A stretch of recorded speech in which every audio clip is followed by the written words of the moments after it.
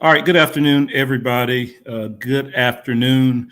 This is just going to be a short video, not really a podcast, but hopefully everybody will jump on. If you'll share this, jump on with me. I'm flying solo um, tonight, but it'll be just brief. But I wanted to come on and something was brought to my attention, and I just wanted to jump on and kind of clear it up just a little bit because I think it's very, very important um, that misinformation isn't put out there and just false things are not put out there. So I wanted to jump on and clear something up. So I'll give people a few more minutes to share this and to be able to jump on I um, before I talk about what I want to talk about. And like I said, it's not going to be long. It's going to be very, very brief.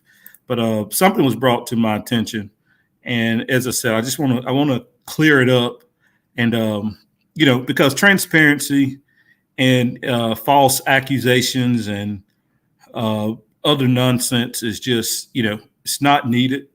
And unfortunately, we have people with other agendas and um, um, you know, false alternatives that like to come in on our page and say stuff and put stuff out there. So I'm going to go ahead and jump into it. So, as many as you know, the Georgia Department of Corrections put out a press release yesterday on their Facebook page. And it was a big contraband drop or bust that I guess they intercepted, or I guess it was already dropped, and they went ahead and um, got this drop. I think a couple nights ago, maybe Thursday night into Friday morning. So GDC put this on their Facebook page yesterday to make it appear as though they was able to stop this large amount of drugs going into Smith State Prison. That's all fine and dandy. That's cool, whatever. But if you look in the picture that they posted on their social media website or Facebook, you saw two handguns that was in the bottom of that picture. Now, if you read the press release, which I have the press release, I didn't print the whole thing out, but if you look at the press release, they tell you that the individuals that they arrested, they list their charges and what they were arrested for, and all the stuff that was in the picture. They pretty much charged them with it. But I thought it was interesting, and a couple people brought it to my attention. And someone came on the Facebook page and left a comment. Let me get to it. If you look on your screen there, someone came on the Facebook page, left this comment. This is the reason why they were so concerned about the drone. Y'all beloved inmates are trying to get guns in prison, but that's okay, right? So, when we're dealing with facts and we're dealing with stuff that, information that is put out there to the general public, here at the Human and Civil Rights Coalition, we're always going to try to be transparent, and we're going to give everybody the truth when we can, put the truth out there.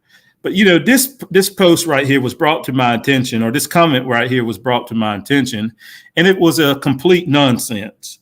Now, the reason why I say that it was complete nonsense, and I'll show you in a second, but the complete nonsense is that nobody tried to get a gun into Smith State Prison. It's all nonsense. Now, why the GDC decided that they wanted to put those guns in this pictures to make it appear that these guns were trying to be dropped off after this drop was done. They tried to make it appear that, two guns was trying to be introduced into the facility. But if you go right here, you read the press release, it tells you that the stuff was already dropped and they noticed the drone or whatever, and these people ran and they caught these people. But if you look at what these people were charged with, you see two people was charged with possession of a firearm during a commission of a felony, and it's there twice for everyone to see it. So and like I said, if you read the press release, it tells you that the stuff was already dropped off. They noticed the drone and they went and searched for these people and found them. These people had guns on them already. So it was never this stuff was found with the contraband to be introduced into Smith State Prison. So like I said, when you're dealing with stuff and you post ignorant comments on, anywhere on social media to make it appear as though, guns was trying to be introduced into Smith State Prison, then, it's just ridiculous. And, I believe in transparency. I believe in, giving the truth. And, the picture is not the truth. They found two guns on two individuals that was trying to drop contraband at Smith State Prison. That's what it was. It was not anybody trying to get guns or to, put those guns into Smith State Prison. So like I said, stuff like that matters to me. I don't want it to, anybody to think, the drugs are one thing, drugs shouldn't be going in. I really don't care about phones, but drugs should not be going in there. But, it's starting to be a little much when you start saying that, the guns were trying to be introduced into to Smith State Prison. And unfortunately, you have so many people that's just fascinated with this page, and they always have something to say when it comes to anything, when it comes to anything regarding just the Department of Correction. So, context matters, excuse me.